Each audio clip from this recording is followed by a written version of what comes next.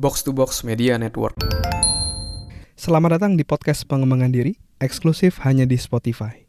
Podcast ini akan bantu kamu untuk mengatasi kegalauan di usia muda, sukses di usia muda, dan yang pasti terus bertumbuh setiap harinya. Agar kamu tidak terlewat setiap episode barunya, jangan lupa untuk follow dan nyalakan loncengnya ya. Selamat mendengarkan.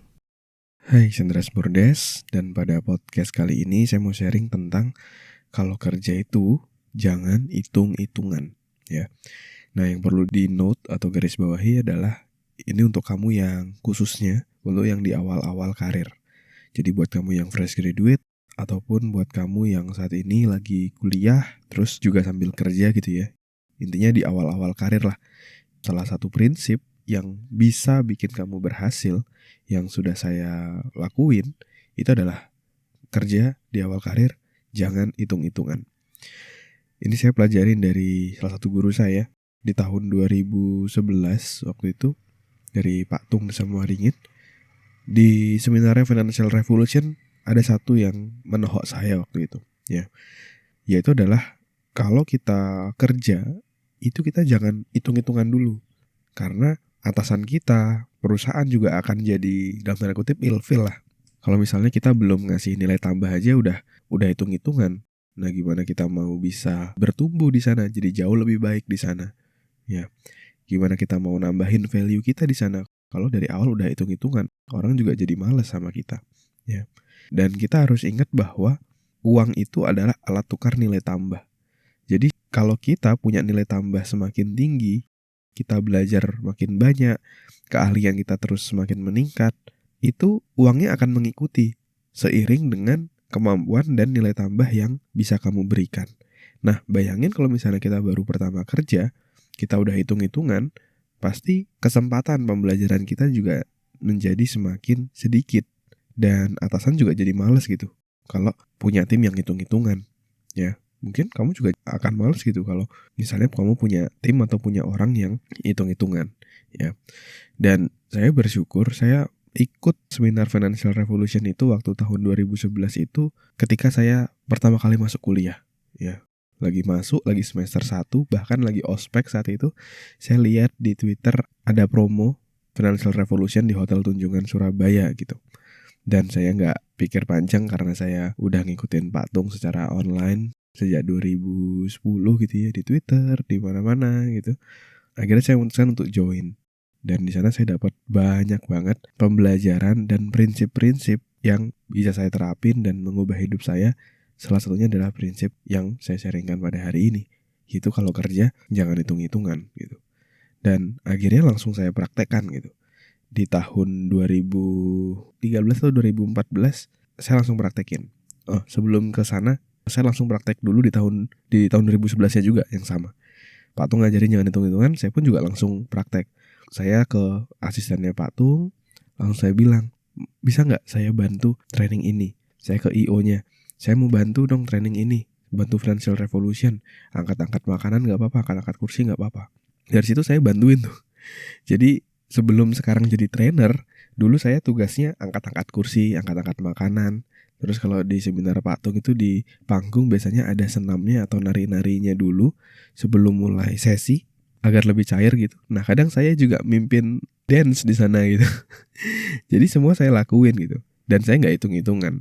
Tapi dari situ saya jadi bisa deket sama Pak Tung, bisa ngobrol langsung, luar biasa banget.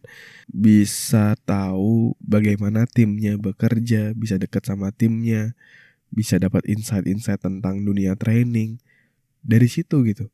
Jadi seringkali dalam tanda kutip gaji yang kita dapat itu bukan dalam bentuk uang, tapi dalam bentuk pembelajaran, dalam bentuk pengalaman. Itu kita dapat gitu. Dan itu meningkatkan value kita. Dan perlu diingat kayak tadi ya, value kita naik, income-nya pun juga akan naik kayak gitu. Ya. Lalu nggak cuma di situ, karena saya punya goal untuk menjadi HR Director atau Direktur HRD gitu. Saya juga bangun karir saya di tahun 2014-an itu di dunia HR. Jadi saya punya teman seorang fisioterapis yang juga merupakan pengusaha, ya, namanya Mas Asep. Dia punya satu yang namanya Physiopreneur.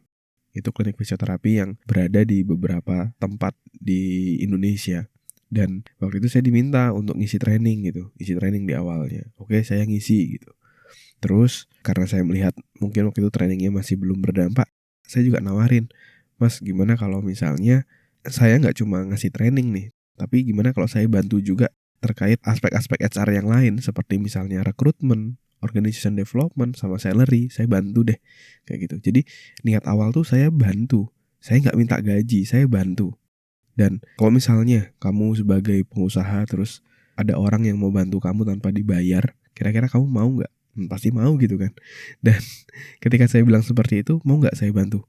Ya pasti mau. Saya bantu tanpa pamrih, nggak mikir hitungan dulu, nggak mikirin bayaran gitu. Saya bantu sepenuh hati, lalu ownernya happy dari Mas Asep dan juga istrinya juga happy. Dan akhirnya malah dikasih amplop suatu hari ketika saya mau pulang. Mas Purdes, ini Mas ada sedikit buat Mas. Dapat income malah. Awalnya niatnya cuma ngebantu gitu. Dan akhirnya the rest is history lah. Kita kerjasama secara jangka panjang gitu. Dan prinsip itu saya pakai terus sampai di karir saat ini. Sampai di karir selanjutnya misalnya saya ke Surabaya untuk bekerja di sebuah perusahaan edukasi. Terus selanjutnya saya bekerja di perusahaan consulting di Kelapa Gading. Sampai akhirnya sekarang saya bekerja di salah satu perusahaan TBK di industri manufaktur ini sebagai HR, sebagai as a manager. Itu juga saya selalu menggunakan prinsip ini. Dan ketika kita gak hitung-hitungan, orang juga gak hitung-hitungan sama kita gitu. Ya, kalau mungkin kamu ngerasa, tapi kalau aku gak hitung-hitungan, nanti kalau aku dibayar gak sesuai dengan yang aku harapkan atau kebutuhanku gimana? Nah, yang perlu garis bawahi adalah di awal gak apa-apa kamu misalnya dibayar lebih murah atau gimana, kalau misalnya kamu bisa belajar banyak dari sana, ya. Notes-nya itu bisa belajar banyak dari sana, karena itu value yang paling tinggi, ya. Dan ketika kamu bisa belajar itu, kamu percaya, ketika perusahaan misalnya kamu nilai tidak menghargai kamu, tenang, kamu pasti akan dicari sama perusahaan lain, ya.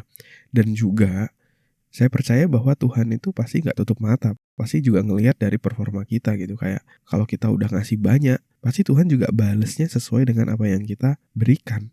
Karena ada yang namanya hukum tabur tuai kan. Apa yang kita tabur itu yang kita tuai.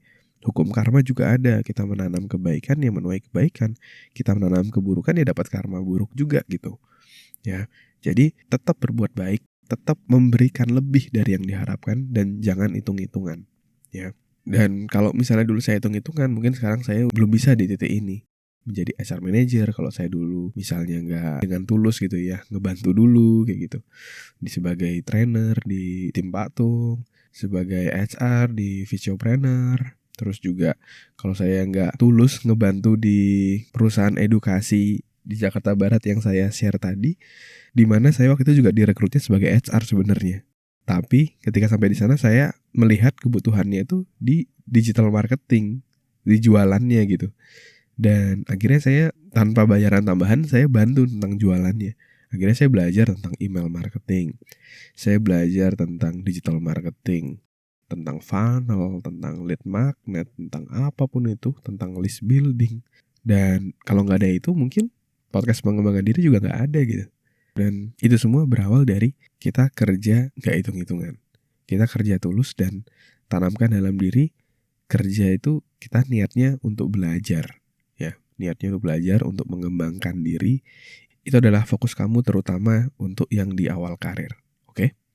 Dan nanti ketika kamu misalnya udah masuk usia 27 misalnya ya, 30, terus misalnya kamu contoh udah mulai berkeluarga dan butuh budget ataupun dana untuk membiayai kehidupan, nah itu pertimbangan yang berbeda.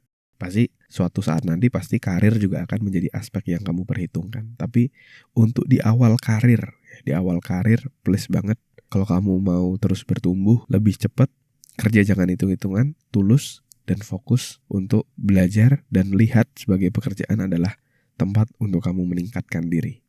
Terima kasih sudah mendengarkan episode kali ini. Semoga bisa bermanfaat dan menginspirasi. Dan kalau kamu merasa bermanfaat, kamu bisa kasih rating bintang 5 di podcast ini. Supportmu sangat berarti untuk kami. Dan juga kamu juga bisa share podcast ini ke sahabatmu, teman-temanmu, pacarmu, gebetanmu, saudaramu, agar orang-orang di sekitarmu bisa jadi jauh lebih baik dan terus bertumbuh setiap harinya. Dan kamu bisa juga share di Instagram, di Instastory, silakan mention @andreasbordes, nanti saya akan repost. Dan buat kamu yang mau belajar bikin podcast, kamu bisa bikin podcastmu sendiri di anchor.fm. Buat kamu yang mau belajar cara detailnya, dari gimana menentukan tema podcast, gimana cara upload podcast di anchor.fm, sampai gimana agar kamu bisa konsisten bikin podcast, kamu silakan cek konten eksklusifnya, tutorial yang sudah saya buat, silakan klik link yang ada di deskripsi. Terima kasih semuanya. Never stop learning because life never stop teaching.